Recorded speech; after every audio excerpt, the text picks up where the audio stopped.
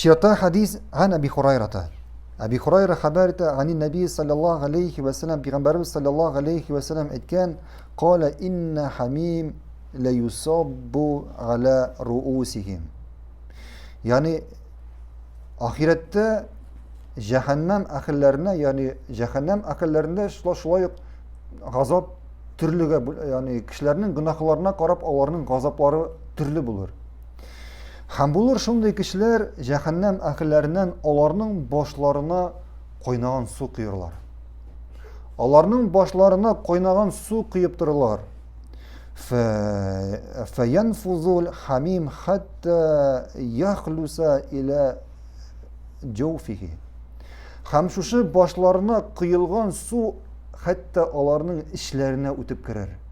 Hatta onların işlerine ötüp girer. Hatta yamruka min qadamayhi.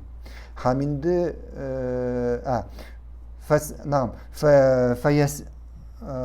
فسيلت نعم ما في جوفه. Eyvah. Hem hatta şuşu kaynagan su onların işlerine ötüp girip onların içki ağzalarını eritip onların ayaklarından ağzar. Şuşu kaynagan su onların işlerine girip onların içki ağzaların, içki organların ayaklarından ağzacak. Ve huve sahrun thumme yugadu kema kana. Şundan sonra Allah subhanahu teala onların şuşu tenlerin, şuşu ağzaların kiri bulgan haletke kaytarır. Kiri bulgan haletke kaytarır, hem kiri bulgan haletine kaytkandan sonra yağdan su kıyıp kiri şul haletke gider. Şuna göre biz bittik cehennem ehillerinin gazapları bir kaşan toxtamayacak.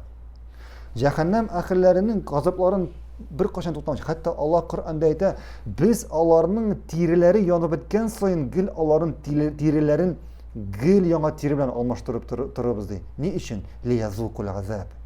Onlar şuşu gazapını gil tuyup dursunlar için. Onların tirileri yanıp bitkenden sonra Allah onlara kiri yana tiri bire. Hem bu tiri yanadan yana başlayı.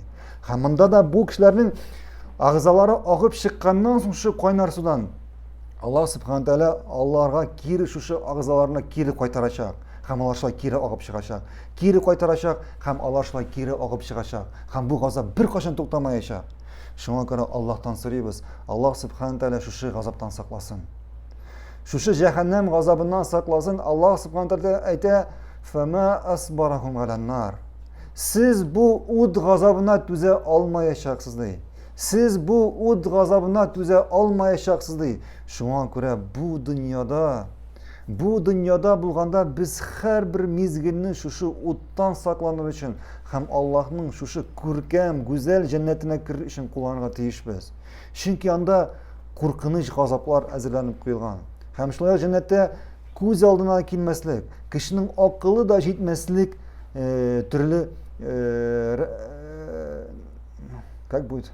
türlü kişi için türlü güzellikler, türlü maturluklar hazırlanıp koyulgan. Şuna göre Allah'tan soruyoruz. Allah subhanahu teala bizni şu ud gazabından saklasın.